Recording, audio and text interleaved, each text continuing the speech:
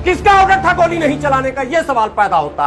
क्यों नहीं इन तीनों आतंकवादी को मौके पर एसटीएफ ने ढेर किया। ब्रिजभूषण शरण सिंह अकेले चलकर दिखाओ, क्या कहते हैं राजा भैया अकेले चलकर दिखाओ, योगी आदित्यनाथ अकेले चलकर दिखाओ। मैं अगर कहूं भगवा आतंकवाद तो आप हंगामा करो।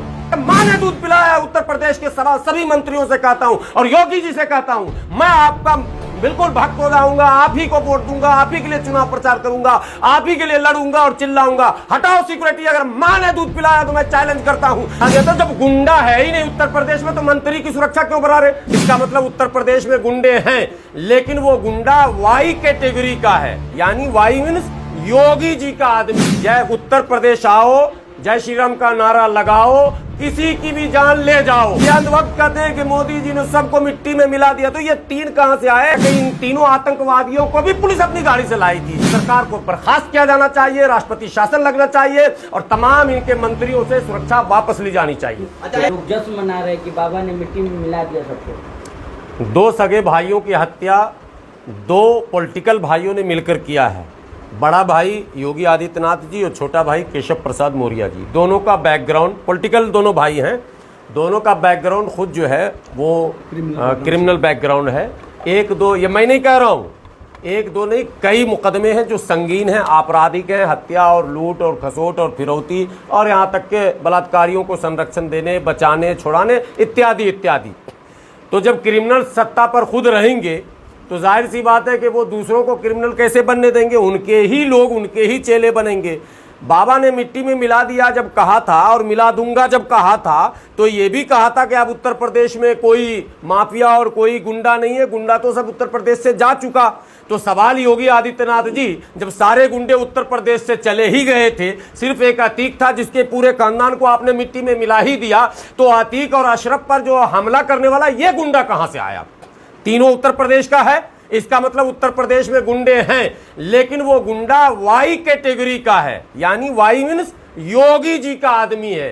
बाकी लोग गुंडे वही होंगे जो जय श्री राम का नारा लगाएंगे। विवादित बयान में दे रहा हूं, विवादित बयान है ये, यानी दूसरा कोई गुंडा नहीं बन सकता। गुंडा बनने के लिए शर्त है कि भगवा गमछा आपके पास हो और जय श्री राम का नारा लगाए, जय उत्तर प्रदेश आओ, जय श्री राम का नारा लगाओ, किसी की भी जान ले जाओ। ये अनुमति अब उत्तर प्रदेश में योगी सरकार के द्वारा दे दिया गया।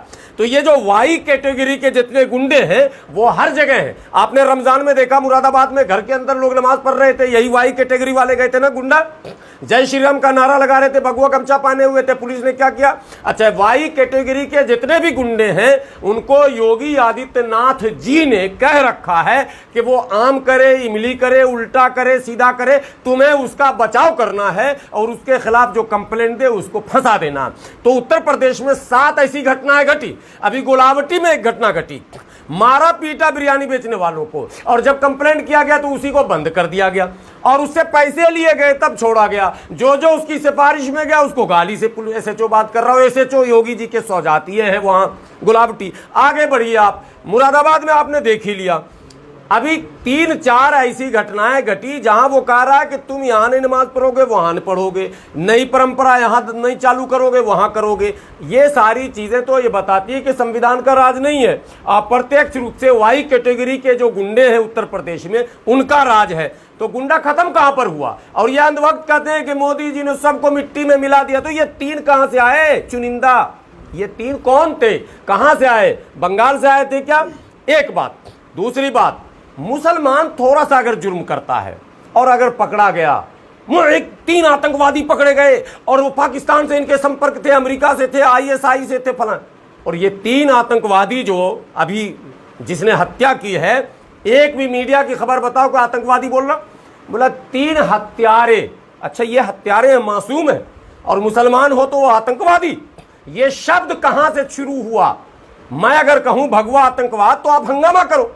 आप हमारे लोगों को छोटे से जुर्म में भी आतंकवादी कह दो, तो आपको अधिकार और हमको अधिकार नहीं। कमजोरी किसकी है सर? ये कमजोरी हमारे लीडरशिप की है और किसी की नहीं है। हमारा जो नेतृत्व है, जो परंपरागत नेतृत्व है, जो ट्रेडिशनल लीडरशिप हमारा है, वो शुरू से यही पंगु बना रहा। अभी भी देखिएगा सन्नाटा छाया हुआ। एक ओवैसी साहब के अलावा आप नाम बताओ कि कोई आप इसको मर्डर देख रहे हैं या इनकाउंटर देख रहे हैं? मर्डर सिर्फ इसको नहीं, ये तो मर्डर कैमरे के सामने हुआ है। ये मर्डर तो पुलिस ने कैमरे के सामने करवाया था। बगैर कैमरे के 2 मर्डर पहले हो रहा, जो झांसी में हुआ, मैं उसको भी मर्डर कह रहा हूं। वो इनकाउंटर नहीं है साहब, उसको हमने प्रूफ किया कई जगह से, वो टोपी और वो पिस्तौल हाथ में, वो सारी चीजें।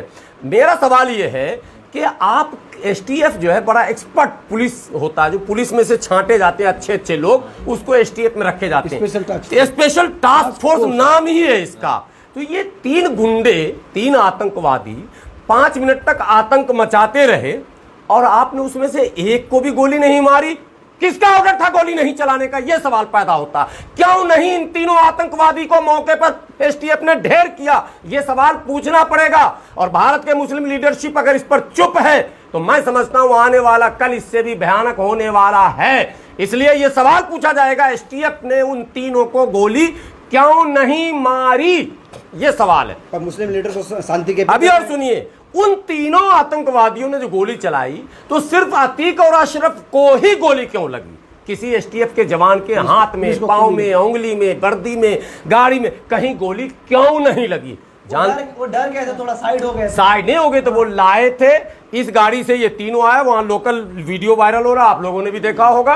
और वो बड़े चैनल वाले जो मन सरकार भक्त चैनल है उसका वीडियो है, जिसमें कहा जा रहा है कि इन तीनों आतंकवादियों को भी पुलिस अपनी गाड़ी से लाई थी और मीडिया का प्रेस का कार्ड लगा हुआ था। सरकार जांच नहीं करेगी वो प्रेस कार्ड किसका था। हम तबलीगी जमात के कोरोना में हम घूम रहे थे तो मेरे प्रेस का भी जांच कर लिया गया, कार्ड का, मेरे कर्फ्यू पास का भी जांच कर लिया गया। और इन आतंकवादियों के प्रेस कार्ड का जांच नहीं होगा? किसने इशू किया? इशूइंग अथॉरिटी क्या थी? तब तो खुलेंगे ना राज। अब कहा जा रहा है ये तीनों पागल और दीवाने हैं। एक पागल दीवाना जो गोरखनाथ पर हमला किया था उसको तो फांसी की सजा हो गई ना, आप लोग को पता है कि नहीं? जो वाकई पागल था, जिसके पास सर्टिफिकेट मतलब जांच भी हुआ और वो हमला करवाया गया था मुसलमानों को बदनाम करने के लिए, सरफिरा मुसलमान, पागल मुसलमान को पकड़ के ले आते हैं लोग। और ये 3 जो पागल आतंकी हैं, इन तीनों को आप देखेंगे, इनको खूब बेहतरीन से खातिरदारी इनकी होगी और तीनों को जेल नहीं भेजा जाएगा। ये मैं बोल रहा हूँ कैमरे पर, एनकाउंटर होगा तीनों का? कुछ नहीं होगा, तीनों घर जाएंगे, अपने घर जाएंगे। ओवैसी पर हमला करने वाले कहाँ हैं? फांसी हुई। उत्तर प्रदेश के वीआईपी हो गए ये आगे चल के नाम बदल के इनका आई कार्ड बदले। नेता ट्विटर पे तो बोल ही रहे ना कि इंसाफ मिलेगा मुसलमानों को। हाँ, तो ट्विटर पे तो इंसाफ मिल भी गया सबको। क्या लगता है ये भी आगे चल के बाहुबली और बड़े नेता बनेंगे क्या? ये यही हो ही रहा ना, ब्रिजभूषण सिंह बाहुबली है कि नहीं है?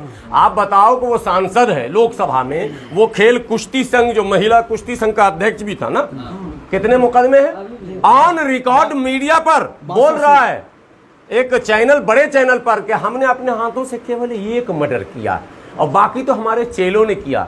अरे साहब, वो सांसद जो कह रहा हो कि हमने अपने हाथों से एक मर्डर किया और वो लोकसभा का सदस्य जो अकबाले जुर्म बम ब्लास्ट में करती है महोदया, गांधी जी को गाली बकती है जो महोदया, वो संसद में, और भारत में सन्नाटा। कहां है अम्बेडकरवादी, कहां है संविधानवादी, कहां लोकतंत्र पे आस्था रखने वाले लोग, कहां हैं ये लोग जो अब बाबा साहब के जय जयकारा लगाते हैं, और कहां है वो सेकुलरिज्म के झंडा ढोने वाले लोग?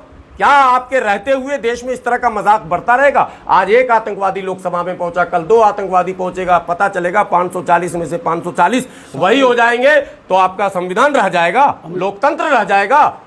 डेमोक्रेसी खत्म करने, कुचलने का ये पूरा प्लान है। मनुस्मृति, एक फोटो वायरल हुआ, आपको दूंगा अभी। योगी आदित्यनाथ जी मनुस्मृति लेकर बैठे हुए हैं मीटिंग में।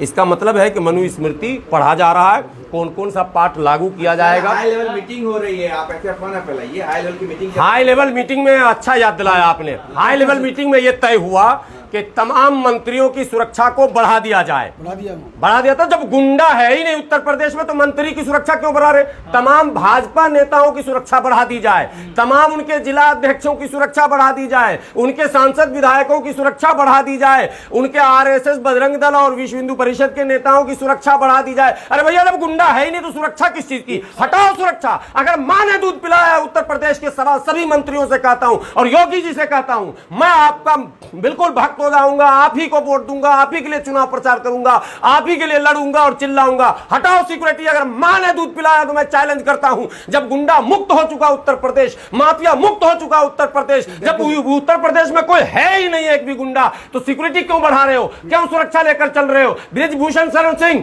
अकेले चलकर दिखाओ, क्या कहते हैं राजा भैया अकेले चलकर दिखाओ, योगी आदित्यनाथ अकेले चलकर दिखाओ, और उप मुख्यमंत्री केशव प्रसाद मौर्य जो बहुजनों के सबसे बड़े दुश्मन है इस वक्त बने हुए, जो मनुवाद के माने प्रवक्ता बने हुए हैं, मैं कहता हूं अगर आप में हिम्मत है तो बगैर सुरक्षा के चल के दिखाइए ना। आम इंसानों की सुरक्षा तो आप कर नहीं सकते, और अपनी सुरक्षा वाई जेड, जेड के बाद जेड प्लस, और प्लस के बाद जेड डबल प्लस, फिर जेड ट्रिपल प्लस, यही होता रहेगा इस देश में। सारे टैक्स का पैसा सुरक्षा में लगाओगे अपनी, और गुंडाओं को पालने में लगाओगे। बिल्कुल अराजकता है। इस सरकार को बर्खास्त किया जाना चाहिए, राष्ट्रपति शासन लगना चाहिए, और तमाम इनके मंत्रियों से सुरक्षा वापस ली जानी चाहिए। हिंदुवादी संगठन कह रही है सर कि 72 हुरों के पास भेज दिया गया है, ईद से पहले ईद ही मिल गई है। उनको सुरक्षा मिल गया ना, हाँ। उनको सुरक्षा मिल गया है। आपको पता है जितने छोटे मोटे संत साधु मार्केट में घूम रहे हैं, जो आतंक फैला रहे हैं, मुसलमानों के खिलाफ भाषण कर रहे हैं, सबको सुरक्षा दे दी गई है। 6, 8, 10 पुलिस वाले जो टीवी पर देखते हैं, बाबा लोग आते हैं, उन सबको 2, 4, 6 सुरक्षा कर्मी मिले हुए हैं। इनको तो बल्ले बल्ले है, चंदा भी आ रहा है, सुरक्षा भी मिल गया। यही तो है हिंदू राष्ट्र। आसमानी फैसला ये कह रहे हैं। नहीं, फैसला तो वो सही बोला, आसमानी है, लेकिन आसमानी फैसले से सबको डरना भी चाहिए। फैसला आखिरी नहीं है, आखिरी नहीं है, ठीक है। फैसले रोज होते हैं आसमान पर, फिर फैसले होंगे आसमान पर। डरना चाहिए। सत्ता में हो तो इसका मतलब ये नहीं कि किसी को कुचल डालोगे। सत्ता अस्थाई किसी का नहीं है। बड़े बड़े सिकंदर से लेके कलंदर तक चले गए। आप किस खेत की मूली हैं साहब? इस भारत में कितनी सरकारें आई और गईं, आप भी जाएंगे, लेकिन जाते जाते आप ये कलंक लेकर जाएंगे शायद। ये आपने मन बनाया। आखिरी सवाल कि जहाँ भी जो भी नाम आता है, बजरंग दल का ही नाम आता है। आपने देखा होगा अभी अतीक का मर्डर हुआ, तीनों बजरंग दल से थे।